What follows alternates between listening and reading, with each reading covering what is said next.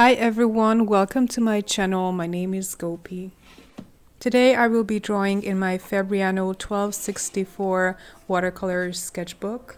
I think technically it's a watercolor pad and the sheets are perforated so you can remove them, but I prefer to keep it together and use it more as a sketchbook. The paper is only 25% cotton, which is generally viewed as probably not the best option out there for traditional fine art in watercolor painting, especially the type that involves a lot of glazing. However, I really came to appreciate this paper over the past couple of months because I found out that this paper is actually a very good option for water-soluble pencils. I especially like to use this paper for Inktense pencils and graphite pencils, but I can recommend them for all sorts of water-soluble media, which are not traditional watercolors such as watercolor crayons, water-soluble pencils of all sorts. The palette that you could just see is actually my main watercolor palette. It's a mixture of White Nights, Roman Szmal, and Pen on Color, which is actually a Hungarian brand. The reason why I gradually got into Roman Szmal watercolors is because I was kind of unhappy with my White Nights colors. I mean, many of the colors are quite nice, but there's a couple of pans such as the yellow ochre and also some of the greens that I was just not happy with. So I gradually began replacing some of the colors with Roman Szmal and also Pen on Color. The latest color that I have purchased is Malachite.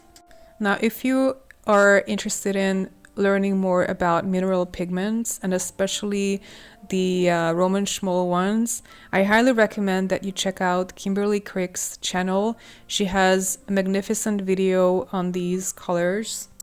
I wish I had watched it earlier, and I wish I had known that Malachite is a known mineral pigment to change color in the pan. In the comments section, I asked her whether the fact that I live in a dry climate made things slightly better or not, and also if I kept malachite separately from the rest of the colors to avoid contamination with other pigments helped in any way. And in her response, she said that she basically advised me to use malachite up as soon as possible to avoid any kind of color shifting. So that's exactly what I'm trying to do right now.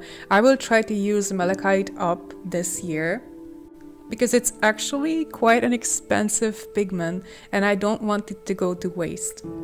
Malachite is such a beautiful color, by the way. I basically bought it because I loved how it looked. Historically, malachite was used as an underpainting by the old masters, and that's kind of what I'm trying to imitate here. And I think you will see more of it in my attempt to try to use up this color by the end of the year. It's going to be tricky though because it's very granulating, so you will have to kind of think ahead before creating a project. You know, what works well with what color and what goes on top of granulating color.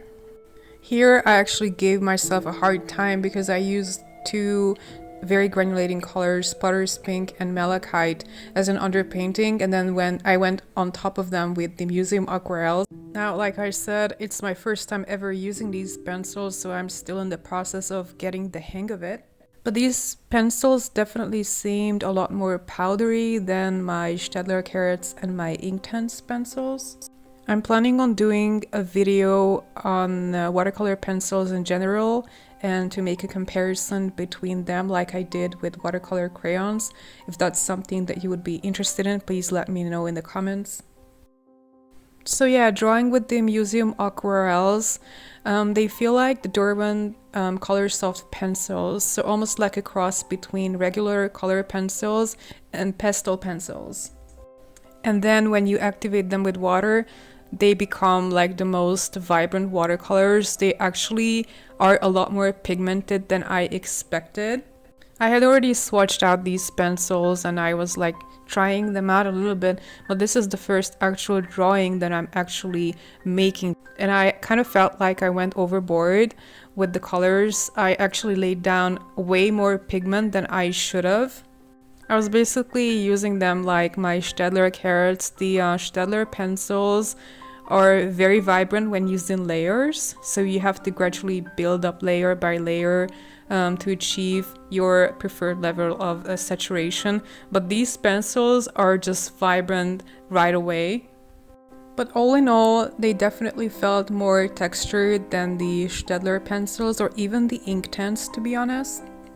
So in the end, using them on top of granulating watercolors wasn't a horrible idea, but I definitely did not anticipate this much texture, to be honest. I quite like texture though, so it kind of gives me the idea that I should use these pencils along with the graphitins, because graphitins are tinted graphite and they are by their nature a lot more textured than regular watercolor pencils. I think it would be a great idea to use them together, so I will have to think up a new project for that. Also, what I really enjoy with these pencils is that they are very pleasant to draw with when used dry, whether it be the first pencil stroke on the paper when you first start out, or on top of several wet layers, like I'm doing here.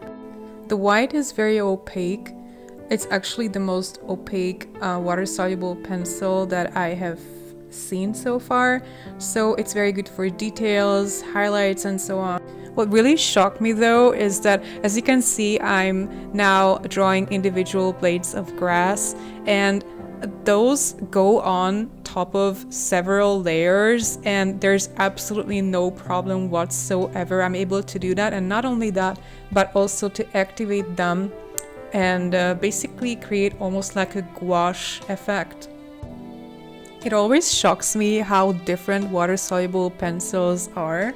They have completely different properties and they behave in so many different ways. I'm just so fascinated.